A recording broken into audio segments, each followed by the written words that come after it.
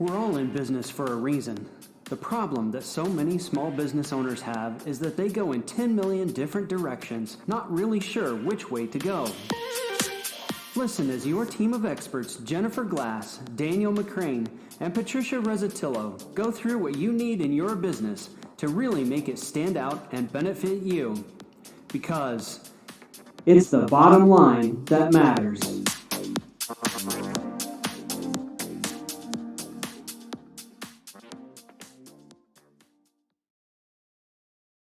Hello and welcome to another episode of It's the Bottom Line That Matters podcast, where we are dedicated to your success. On our program today, we're going to be talking about mindset. A lot of people, when they hear the word mindset, really lose focus, pun intended, maybe not, I don't know, on what exactly the mindset issues really are, though. There's the millionaire mindset versus the dollars and cents mindset. There's the mindset of success versus the mindset of self-limiting beliefs. There's imposter syndrome, which we already spoke about in the past, and so many different areas when it comes to mindset. So unfortunately, Patricia's unable to join us today, but Daniel, as I bring you in on the conversation, let me ask you, when you think about mindset, what are some of the things that we really need to be paying attention to as it relates to what our mindset is and why it's so important? Sure. Thank you, Jennifer. So with a lot of the work that I've done with business leaders in the past, the way that they think about problems, the way that they think about themselves, the way they think about business definitely can produce different results as they approach various problems throughout the business. We know that if you look at the cycle of mindset to beliefs to feelings to actions, we know that if you are getting certain results in life that you are not happy with, then you have to change something.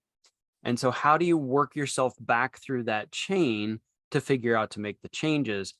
And it starts with the way that you think, because our thoughts lead to our beliefs lead to our emotions cause us to choose the actions that we take. Those actions produce results.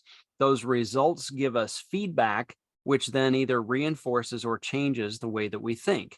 So if you don't like the results that you're getting, change the way you think. This is mindset. This is what we're talking about. Jennifer just gave you a whole ton of different examples of mindset. Choose a name for it, whatever you want to focus on, whatever is most important to you. I even like the ones about focusing on abundance versus scarcity mindset.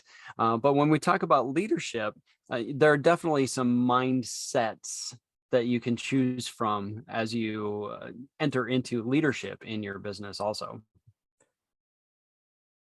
Absolutely. And it's really super important for us to be paying attention to the mindset. Daniel, you mentioned a lot of those ideas when it's leaders that are needing to think about what it is that they're doing and how you laid out your thoughts, what you do, your actions, and the path that you ultimately end up taking to where you're going. But let me take a step back, though. If we have one of our listeners who is a solopreneur and they're in business, they don't have a big team, what is something that they can do to really start shifting the mindset? Because the problem is that a lot of times mindset is based on external forces, not only internal, because we can't change our mind. It's like talking with your face pointing right and your face pointing left. It's like, who are you talking to? And that's your mindset. It's like somebody sees you talking to yourself and you're your own boss. So you say, shut up, I'm having a staff meeting. Right. No, I like to joke that, yeah, I've got the worst employee in the world, you know. Yes, always Be- wants to be out. right, right. Being self-employed is really tough. You know, I hear you, Jennifer. I would actually challenge some of the things there about a solopreneur who might think that they don't need to worry so much about mindset yet, especially about leadership, because they don't have anyone else on their team yet who's working in the business with them. And I would really challenge someone who thinks that way, because your mindset not only affects leadership when you have other people on your team, but it affects how you work with customers. It affects how you deal with problems that come up in your business, whether you treat those as opportunities or whether you treat them as failures.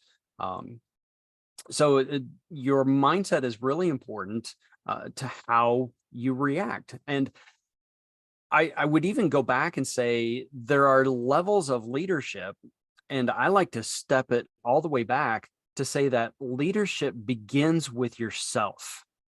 You have to be able to lead yourself before you can lead others.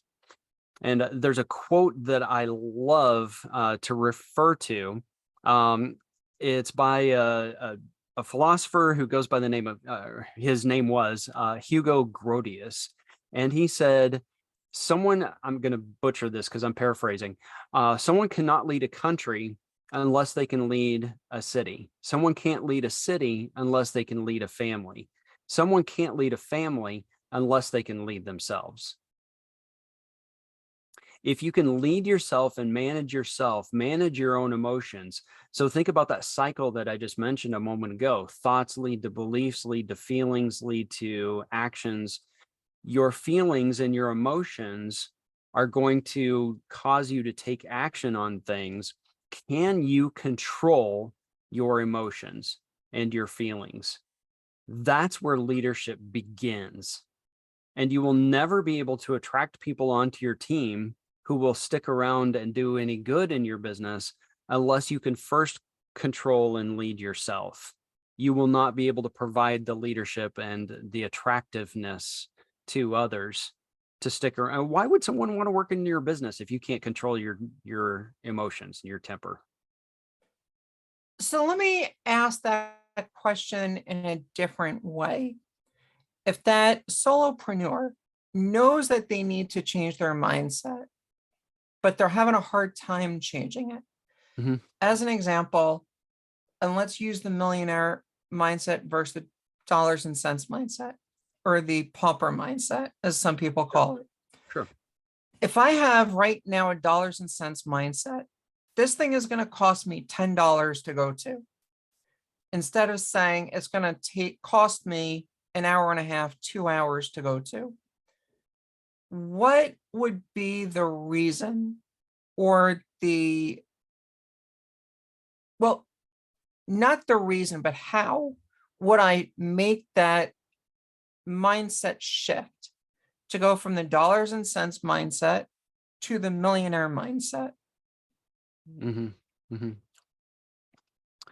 Okay. And That's a power. before we actually even go there, let me explain, by the way, why the millionaire mindset is time versus the dollars and cents. The pauper mindset is dollars and cents. Just that way we're absolutely Yep. clear on what Yep. that is. So millionaires, billionaires, anyone who's wealthy, they don't ask how much something costs. Why not? Because they understand that money is something they can always get more of. They understand that money is out there, that if you know how to make it and how to find it, there's more to be made. However, time is the only commodity that we can never get more of. And so if someone is wealthy, they're going to say, how much time is it going to take rather than how much is it going to cost? The pauper mindset thinks, I have all the time in the world, but I don't have a lot of money. And so to them, it's going to cost me $10, $20, $100, whatever it might be. It's going to cost me 2 hours. And interestingly enough, I had this fight with a couple of banks when I was speaking for those banks. I said, I will never speak with something that says it's free. And they were saying, but it has to say it's free. And I said, it's got to say it's 2 hours or I'm not speaking. But with that said, Daniel, let's go back to the question then. How would somebody move, or why would somebody move from the dollars and cents, the pauper mindset, Mhm. to the time or the millionaire mindset? Sure. First of all, it's got to be a choice. Someone has to make a choice that they are going to change their mindset. And that comes back to that feedback loop, from starting with your thoughts all the way to the results of your actions, which either will reinforce your beliefs and your thoughts or will cause you to change them.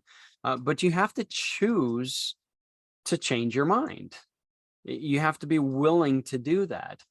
It's possible for someone to change their mindset over time. I've done it. I've done it multiple times. It's definitely faster if you have someone you're working with external to you who can call BS when you're trying to throw some of that out. It's easier to let yourself slide on some things sometimes. To say, oh, no, no, no, not me. Yeah, that's okay. I'll let it go this one time. It's easy to do. It's also hard to change your own mindset because you're not always aware of the triggers that cause you to think that way. You're not always aware of the choices that you make or the subconscious stories that you tell yourself that reinforce certain thoughts that you have about yourself. So you have to change the way that your mind thinks, change the way that your subconscious thinks. This is why a lot of the big name self-development gurus talk so much about using mantras to try to change your mindset. Choose what your new mindset is going to be, write it out, and then speak it out loud to yourself, staring at yourself in the mirror. What happens then is your words come out of your mouth, they come back into your ears, and that's what causes your subconscious to perk up and pay attention. It's not enough just to write out your mantra and read it and just think it to yourself as you look at it on the screen or on a piece of paper. You actually have to speak it out loud, have it come back into your ears for your subconscious to pick up and to start changing the way that you think. Other tools that you can use, journaling would be a fantastic tool if you're trying to change your mindset on your own.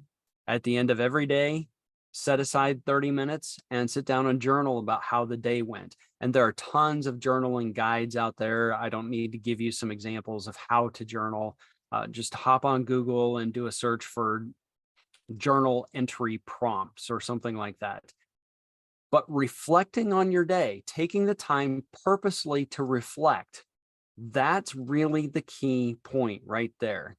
So whether it's a mantra, whether it's journaling, the most important part is to stop and reflect on how things are going, how the day went, how did you react, how did you respond, and what would you do differently?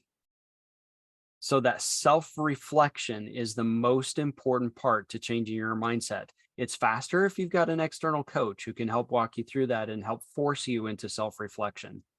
But if you can force yourself to reflect, then that's really the key to change your mindset.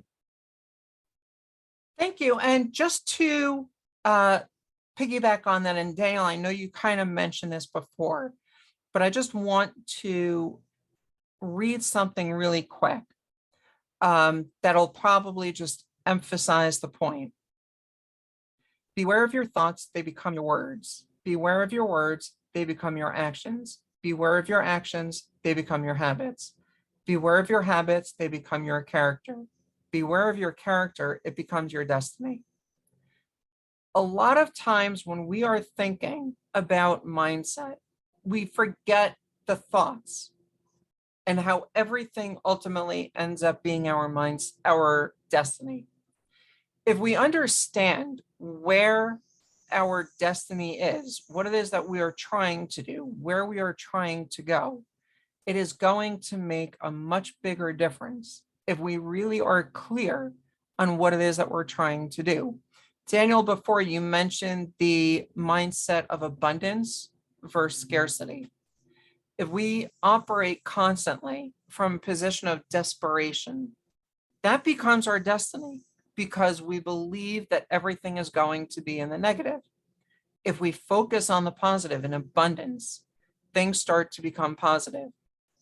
One of the things that I've been doing for a really long time is I have dollar bills all over my house because no matter where I go, I see it, which means it's always there. I am never in a position of lacking.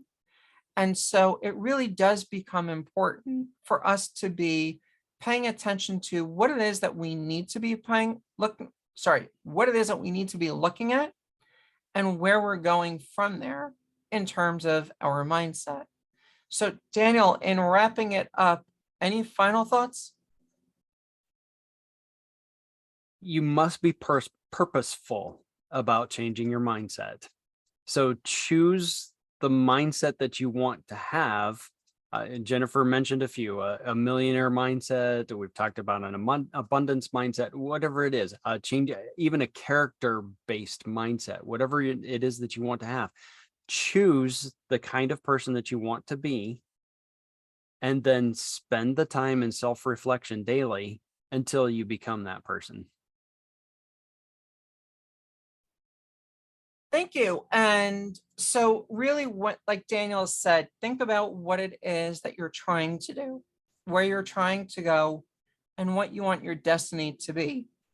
If you know that you want to be doing better, if you know that you want to be getting more opportunities and seeing more success, then you need to have that millionaire mindset and not the dollars and cents mindset.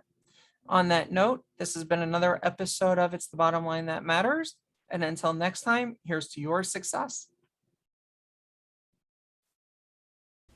Thanks so much for listening to another amazing episode of It's the Bottom Line That Matters podcast. We're all about helping the small business community grow and reaching as many people as we can. And the algorithms on the podcast programs love reviews. So if you loved what you just heard, consider leaving us a review. And even if you don't, I'm sure you already did, but consider sharing our episodes and our podcast with your friends and colleagues. Sharing is caring, and here's to your success. Thanks so much and have a wonderful day. It's the bottom line that matters.